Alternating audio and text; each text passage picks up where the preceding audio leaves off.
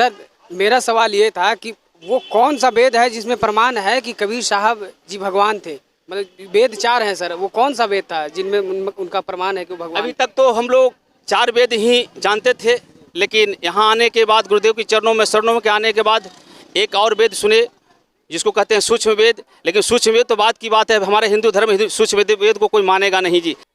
नमस्कार, आप देख रहे हैं मगध लाइव और मैं हूं आपके साथ मनोज कुमार। इस वक्त हम मौजूद हैं बिहार राज्य गया जिले के मोक्षधाम गया नगरी में। अभी आप देख रहे हैं हमारा पीछे का जो तस्वीर है, देख सकते हैं यहाँ पे एक भव्य शोभा यात्रा निकाला जा रहा है जो संत रामपाल जी के शिष्यों के द्वारा। यहाँ पे काफ़ी संख्या में भक्तगण आए हुए हैं, काफ़ी दूर दूर से भक्तगण आए हुए हैं। और यहाँ पे देखिएगा कि लाइन में दोनों तरफ बाईं और दाईं साइड कितनी अनुशासन के साथ इन लोग 4 व्हीलर और 3 व्हीलर के साथ खड़े हैं। और यही होता है संतों का परिचय। सही मायने में देखें तो संत का परिचय यही होता है कि देखिए, आप समझ सकते हैं कि संत में कितना अनुशासन होता है। अगर आप देखते कि यही कोई नेता का रैली होता है या यात्रा होता तो उसमें बिल्कुल ही अनुशासन नहीं बरती जाती है, पर संत गणों का परिचय देखिए, कितने अनुशासन के साथ सब खड़े हैं और शोभा यात्रा की यहाँ तैयारी चल रही है। यहाँ पे काफ़ी दूर दूर से भक्तगण आए हुए हैं और हम यहाँ के जो संत लोग हैं, संत महात्मा लोग हैं, उनसे जानने का प्रयास करेंगे कि आखिर आप इस शोभा यात्रा से लोगों के बीच क्या संदेश देना चाहते हैं। और हमारे कैमरा मैन इधर दिखाएंगे सभी को कितने अनुशासन से भक्तगण आए हुए हैं। काफ़ी संख्या में काफ़ी भीड़ है यहाँ पे भक्तगणों का, और भक्तगण अपने अपने हाथ में पुस्तक लिए हुए, झंडा लिए हुए शोभा यात्रा की तैयारी चल रही है। यहाँ पे देखिए, यहाँ पे शोभा यात्रा निकल चुकी है और आप समझ सकते हैं कितना अनुशासन के साथ शोभा यात्रा निकाला गया है। एक कतार में कोई 2 व्हीलर से हैं, कोई 3 व्हीलर से हैं और काफ़ी संख्या में यहाँ पे भक्तगण मौजूद हैं। और शोभा यात्रा यहाँ पे अब शुरू हो गई है। लोगों का धीरे धीरे चलना शुरू हो गया है, यहाँ पे भक्तों का चलना।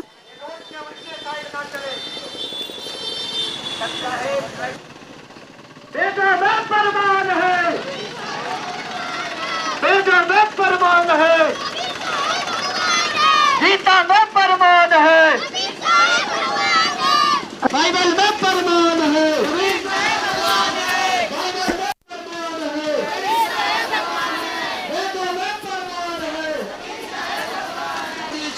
देखिए, आप समझ सकते हैं भक्तगण यहाँ पे काफ़ी नारा लगाते हुए, वेदों में प्रमाण है, कबीर साहब भगवान है, ऐसा नारा देते हुए अनुशासन को बनाए हुए एक कतार में सारे भक्तगण, कोई 2 व्हीलर से, कोई 3 व्हीलर से, कोई 4 व्हीलर से।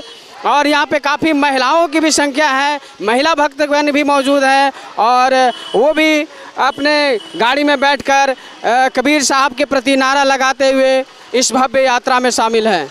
यहाँ पे कुछ भक्तगण मौजूद हैं, हम उनसे बात करते हैं और जानते हैं कि आखिर इस शोभा यात्रा से आप लोगों के बीच क्या संदेश देना चाहते थे। सर, सबसे पहले मैं आपका परिचय जानना चाहूँगा। जी, मेरा नाम हुआ डॉक्टर रुपेश कुमार। इसी बुद्ध की पावन धरती बोध गया से मैं बिलोंग करता हूँ। बोध गया जो इंटरनेशनल प्लेस है, और बोध गया क्षेत्र से छोटी सी गांव गाफा खुर्द से मैं बिलोंग करता हूँ और छोटी मोटी मैं प्रैक्टिशनर हूँ, डॉक्टरी करता हूँ जी। सर, ये आप संत रामपाल जी का भक्त कब से बने आप? संत रामपाल जी महाराज का शिष्य, इनका शरणों में चरणों में 22 दिसंबर 2015 को मैंने और आज तक इनकी शरणों में चरणों में लगे हैं। उम्मीद है कि जब तक शरीर में श्वास रहेगा तब तक इनकी चरणों में शरणों में रहेंगे जी। आज आप लोगों ने बहुत बड़ा विशाल शोभा यात्रा निकाला सर। इस शोभा यात्रा करके आप लोगों के बीच क्या संदेश देना चाहते हैं?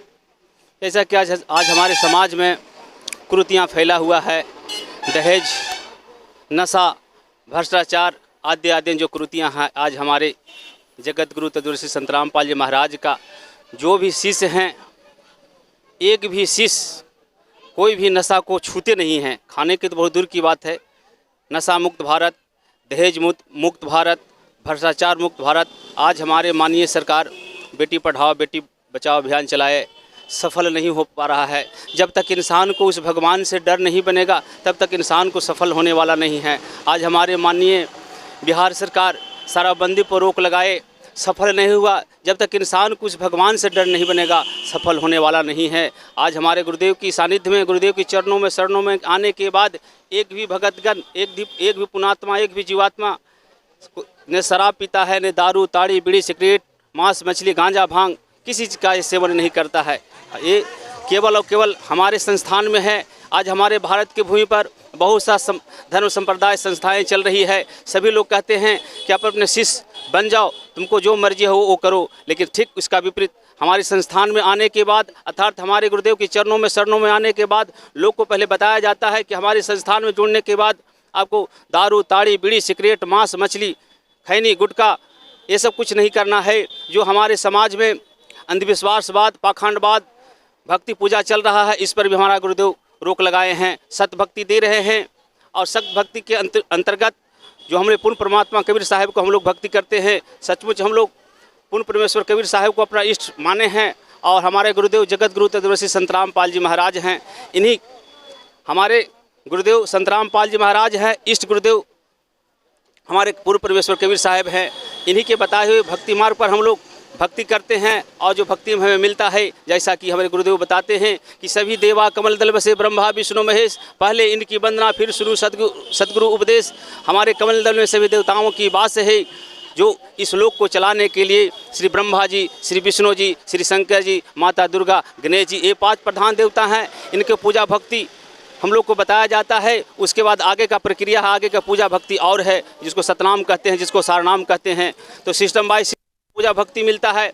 अन्य संतों की तरह ये नहीं बताते हैं कि बस आपको एक ये चीज़ कर लो, मैं आपका कल्याण कर दूंगा, ऐसा नहीं है। हमारा गुरुदेव शास्त्र अनुकूल भक्ति देते हैं, बताते हैं और मर्यादा देते हैं, क्योंकि अनुशासन ही देश को महान बनाता है। जब तक हमारा इंसान के ऊपर अनुशासन नहीं रहेगा, कोई भी किसी भी क्षेत्र में वो सफल नहीं कर सकता है जी। इसलिए हमारे गुरुदेव प्रथम मर्यादा देते हैं, जो कि 11 मर्यादाएं हैं, उसको हम लोग को फुलफिल करना पड़ता है, पालन करना पड़ता है। और गुरुदेव की मर्यादा में रहकर हम भक्ति करते हैं। यहाँ एक नहीं 1000 शिष्य जो हैं हमारे संत रामपाल जी, 1000 नहीं लाखों शिष्य ऐसे हैं जो असाध से असाध रोगों से मुक्त हुए हैं। जहाँ विज्ञान की शक्ति समाप्त होती है, वहाँ भगवान की शक्ति काम करती है। जिसको डॉक्टर बता दिया था कि भाई इसको आप भगवान के भरोसे घर पर ले जाओ, इसको सेवा करो, ये बचने वाला नहीं है। और एक नहीं 10 नहीं 1000 प्रमाण ऐसे ऐसे भक्तगण हैं जो कि गुरुदेव की मर्यादा में रख भक्ति करने के बाद, शास्त्र अनुकूल भक्ति करने से उनकी सब शक्ति, सारा भक्ति, शारीरिक कष्ट सब दूर हुआ जी। सर, आपका जो ये शोभा यात्रा था, उसके बीच में नारे लगाए जा रहे थे। नारे ये था कि जीव हमारी जाति है, मानव धर्म हमारा है, और हिंदू मुस्लिम सिख ईसाई धर्म नहीं कोई न्यारा। सर, इसका मकसद क्या है? ये क्या हुआ? सचमुच यही बात यही है। हम लोग एक पढ़े लिखे इंसान है। जब एक इंसान एक डॉक्टर के यहाँ जाता है, डॉक्टर के यहाँ जाने के बाद उनके खून की कमी होती है, जब ब्लड की मांग होती है, वहाँ नहीं कहा जाता है हिंदू का खून दो, मुस्लिम का खून दो, सिख का खून दो, ईसाई का खून दो, बौद्ध का खून दो, जैन का खून दो, वहाँ ब्लड ग्रुप मांगा जाता है। सचमुच एक हम लोग परमपिता परमात्मा की संतान है, और परमपिता परमात्मा को सतभक्ति करके उस लोक में जाना है। हमारा गुरुदेव की स्लोगन है, जीव हमारी जाति है, मानव धर्म हमारा, हिंदू मुस्लिम सिख ईसाई धर्म नहीं कोई नारा। सचमुच हमारा गुरुदेव बताते हैं, आयो एक ही देश से, उतरो एक ही घाट, हवा लगी संसार की हो गई 12 बाट। चाहे वो हिंदुस्तान में जन्मा हो, चाहे वो पाकिस्तान में जन्मा हो, चाहे वो ईरान में जन्मा हो, चाहे वो जापान में जन्मा हो, सब वो माँ के उदर से ही पैदा हुआ है। माँ के उदर से निकलते ही हम अपने आप को हिंदू कहते हैं, हम अपने आप को मुस्लिम कहते हैं, हम अपने आप को सिख कहते हैं, हम अपने को ईसाई कहते हैं, हम अपने बौद्ध कहते हैं। सचमुच यही है कि हम लोग परमपिता परमात्मा की संतान हैं। उस परमपिता परमात्मा के लोक में हमें जाना है जी। उस लोक में जाने के लिए कुछ मर्यादाएँ हैं, कुछ भक्ति है। पूर्ण गुरु की भक्ति करने से हमें उस लोक में जाया जा सकता है जी। कहने का मतलब हुआ सर कि कुल मिलाकर धर्म एक ही है जी। तो फिर आपका ये बुक में ऊपर में लिखा हुआ है सर कि हिंदू धर्म महान है। जी जी, ऐसा है। आज से कुछ दिन पहले हमारा गीता जयंती चल रहा था हरियाणा में, जो कि हमारा गुरुदेव संत रामपाल जी महाराज लिखे थे। आपका गीता के जयंती के आड़ में आपका गीता का दुरुपयोग, लेकिन वहाँ का लोग जो थे, धर्मगुरु थे, उसको नहीं ये होने दिए। उन्होंने बताया कि ये अपना धर्म का प्रचार कर रहे हैं, इसलिए उन लोग को देखते हुए जो हमारे भारत के माननीय सम्मानीय आदरणीय धर्मगुरु है, उनको बताने के लिए कि जिस अपने धर्म को समझ रहे हैं, हिंदू धर्म को, अपने शास्त्र को नहीं समझ पाए हैं और शास्त्र अनुकूल भक्ति नहीं हमें बताया जा रहा है, जो कि इंसान भक्ति कर रहा है और तरह तरह की बीमारी परेशानियां का सामना कर रहा है जी। इसलिए पहले हमें ये पुस्तक तो हमारा बहुत सा है, लेकिन हिंदू धर्म महान पुस्तक निकाला गया है। पहले ये समझना है हमारा हिंदू लोग को कि अपने आप को हिंदू कहते हैं। हिंदू की कोई भी ग्रंथ में मांस खाने का आदेश नहीं है, बीड़ी पीने के आदेश नहीं है, सिगरेट पीने के आदेश नहीं है। अपने आप को हिंदू कैसे कहते हैं? कहा गया है मांस मांस सब एक ही है, हिरनी मुर्गी गाय, जो जन इसको खात है साक्षात नरक को जाए। हम लोग एक परमपिता परमात्मा की संतान है। न हिंदू का धर्म ग्रंथ में मांस खाने की आदेश है, न मुस्लिम की धर्म ग्रंथ में मांस खाने का आदेश है, न सिख की धर्म ग्रंथ में मांस खाने का आदेश है, न ईसाई के धर्म ग्रंथ में मांस खाने का आदेश है, न बौद्ध के धर्म ग्रंथ में मांस खाने का आदेश है। इसलिए पहले हिंदू भाइयों को जागृत करना चाह रहे हैं ये पुस्तक के माध्यम से। जिस हिंदू को अपने आप को हिंदू समझ रहे हैं, हिंदू का पहले पुस्तक जो हमारे ऑथेंटिक बुक है उसको पढ़ा जाए, समझा जाए, सोचा जाए, उस पर गौर किया जाए, मनन किया जाए, चिंतन किया जाए, तब अनुसरण किया जाए जी। सर एक और आपका ये शोभा यात्रा के बीच नारा लग रहा था कि कबीर साहब भगवान है और वेदों में ऐसा प्रमाण है। सर ये कौन सा वेद में ऐसा प्रमाण है कि कबीर साहब भगवान थे?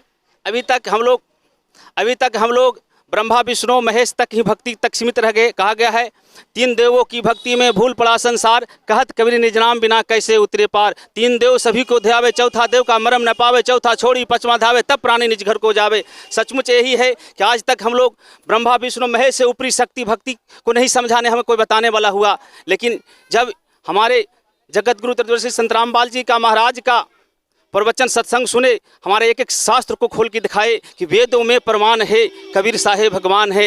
आज तक हम लोग नहीं जाने समझे। इस व्यस्त जीवन में परिवार को परिवार करने के चक्कर में हम लोग जीवन यापन में सारा जीवन खो देते हैं। कोई भी शास्त्र धार्मिक ग्रंथ देखने का मौका मिलता है, लेकिन अपने आप को सौभाग्यशाली मैं समझता हूँ कि आप संत रामपाल जी महाराज की शरणों में आने के बाद हमें वेद शास्त्र कुरान पुराण बाइबिल सब देखने का मौका मिला। जो सत्य भक्ति है उसे हमें गुरुदेव हमें प्रदान किया। और सचमुच ये है कि अभी तक हमें ब्रह्मा विष्णु महेश तक ही भक्ति और शक्ति बताया गया, लेकिन ब्रह्मा विष्णु महेश से भी ऊपरी शक्ति है जिसको कहा गया है विधि हरि हरि जाको ध्यान करे तू है सहस मुनि 88।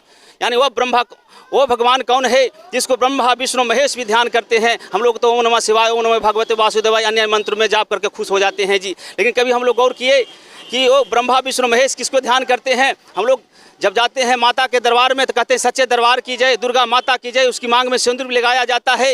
लेकिन कभी हम लोग गौर किए कि उस माँ के जो सिंदूर लगाया जाए उनके पति कौन है? तो गुड़ रहस्य को जानकारी होने के लिए हम लोग इनकी चरणों में जब आए तब हमें पता हुआ कि पूर्ण परमेश्वर ही पूर्ण परमात्मा है, जिनकी भक्ति करने से इंसान वो शाश्वत लोक सतलोक को जाया जा सकता है जी। इसलिए हम लोग को पूर्ण परमेश्वर कबीर साहब ही हमारे इष्ट गुरुदेव हैं और ब्रह्मा विष्णु महेश हमारे ये देवता हैं, देने वाले हैं। देवता के मतलब होता है देने वाले। इस लोक में श्री ब्रह्मा जी, श्री विष्णु जी, श्री शंकर जी, इनकी स्वर्गलोक पृथ्वी लोक पाताल लोक पर इनका आधिपत्य है यानी अधिकार है। हम लोग मृत्यु लोक पर रह रहे हैं, पृथ्वी लोक पर रह रहे हैं। इस लोक में हम लोग हवा ले रहे हैं, पानी पी रहे हैं, झूठ बोल रहे हैं, सच बोल रहे हैं, पाप कर रहे हैं, पुण्य कर रहे हैं। इन देवताओं को ऋण को पूरा करने के लिए हम लोग को हमें ब्रह्मा विष्णु महेश की भक्ति किया जाता है। हमारे ब्रह्मा विष्णु महेश आदरणीय देव हुए, लेकिन हमारे पूजनीय पूर्ण परमेश्वर कबीर साहब हुए। जब तक इंसान उसके लोक में नहीं जाएगा, वो शाश्वत लोक नहीं जाएगा, वो सतलोक नहीं जाएगा, तब तक हमें पूर्ण मोक्ष नहीं हो सकता है। अभी तक हमने यही सुना अमुक व्यक्ति मर गया, स्वर्ग सिधार गया, स्वर्गलोक से आगे हम लोग सुने नहीं समझे। आज तक स्वर्गलोक से आगे कोई बताया नहीं। लेकिन इस मिशन में आने के बाद हमारे गुरुदेव जगत गुरु त्रिदर्शी संत रामपाल जी महाराज के चरणों में शरणों आने के बाद मैंने यहाँ सुना एक जगह है जिसको कहते हैं सतलोक, शाश्वत लोक, नित्य मुक्ति धाम, जहाँ जाने के बाद इंसान आवागमन से मुक्त हो जाता है जी। सर मेरा सवाल ये था कि वो कौन सा वेद है जिसमें प्रमाण है कि कबीर साहब जी भगवान थे?